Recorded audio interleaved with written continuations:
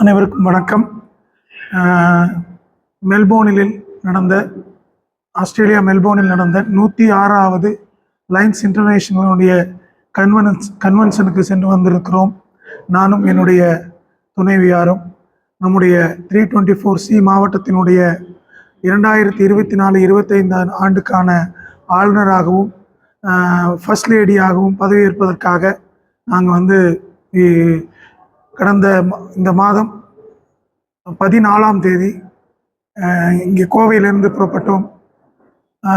20ஆம் தேதி Melbourne convention சென்டரில் அந்த கன்வென்ஷன் தொடங்கியது. அடுத்தடுத்த நிகழ்வுகள் அங்கே வேர்ல்டு வைடாக இருக்கக்கூடிய சேவை திட்டங்களை பற்றிய ஒரு செய்தி.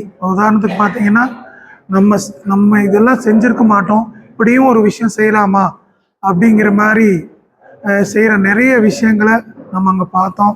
ஈவன் இப்போ நமக்கு வரக்கூடிய இன்டர்நேஷ்னல் பிரசிடென்ட் ஃபெப்ரிஷோ ஒலிவேரா அவரோட ப்ராஜெக்ட்ஸை பற்றி எக்ஸ்பிளைன் பண்ணாங்க. இப்படி ஒவ்வொரு நாளும் ஒவ்வொரு நிகழ்வும் அங்கே போய் கொண்டிருந்தது. இதற்கு நடுவில் இன்டர்நேஷ்னல் டைரக்டர்ஸ், அடுத்தது 3ஆம் தலைவர், அதாவது பிரசிடெண்ட், வைஸ் பிரசிடெண்ட்டுக்கான தேர்தல் நடந்தது. இந்த தேர்தலில் எல்லோரும் ஓட்டு போட்டோம். அனைவருமே முறையாக தேர்ந்தெடுக்கப்பட்டார்கள். இதில் ஹைலைட்டான விஷயம் என்னென்னா, நம்முடைய அந்த 25ஆம் தேதி ஜூன் 25ஆம் தேதி காலை சரியாக 9 மணிக்கு நிகழ்வு தொடங்கியது. நிகழ்வுகள் அனைத்தும் நேரம் தவறாமல் முறைப்படி நல்ல ஏற்பாடாக இருந்தது. கரெக்டாக 10:30 மணிக்கு எல்லா கவர்னர்ஸ் யாரெல்லாம் எலெக்ட் ஆகிருக்காங்களோ அத்தனை பேரும் எந்திரிச்சு நிற்க சொன்னாங்க.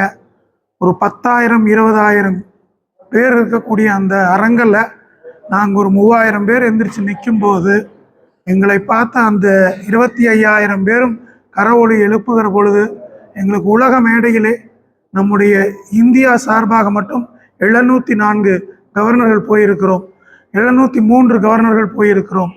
அந்த கவர்னர்களுக்கெல்லாம் மிகப்பெரிய பெருமை இருந்தது. குறிப்பாக சொல்ல போகணும் என்றால், இந்த பெரேட்னு ஒன்று சொல்லுவாங்க. அந்த பெரேட் நடக்கும்போது அதே மாதிரி தான் இந்தியா அப்படிங்கும்போது ஒரு தனிச்சிறப்பு இருந்தது. ஏன்னா அடுத்து வரக்கூடிய பிரசிடெண்ட் இந்தியாவை சார்ந்த ஏபி சிங் அவர்கள். அதனால் இந்தியாவோட பெரேட் ரொம்ப நல்லா இருந்தது. அதுக்கடுத்து அந்த பதவியேற்கிற அந்த நாளில் வரிசையாக ஒவ்வொருத்தரையும் எந்திரிக்க சொல்லி எல்லாருக்கும் வாழ்த்து தெரிவித்து முதல்ல அவர் பதவியேற்றுக்கிட்டார்.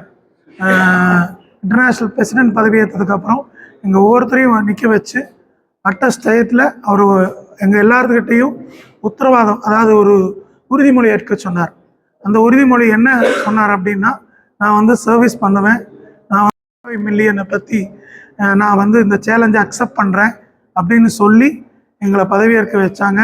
இதில் என்ன ஒரு ஹைலைட் என்னன்னா, பதவியேற்பது அந்த ரிப்பன் மேலே அந்த இதில் இருக்கிற ரிப்பனை புல் பண்ணுறதா. இந்த புல் பண்ணுறது யார் அப்படின்னா, என்னில் பாதியாக இருக்கக்கூடிய என் துணைவி தான். அது எனக்கு ரொம்ப சந்தோஷமாக இருந்தது.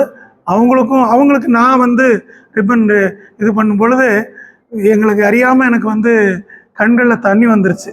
ஏன்னா ஒரு உலக மேடையில் நம்ம அத்தனை பேரும் நின்று பதவியேற்கிறதுங்கிறது ஒரு அற்புதமான நிகழ்வாக இருந்தது.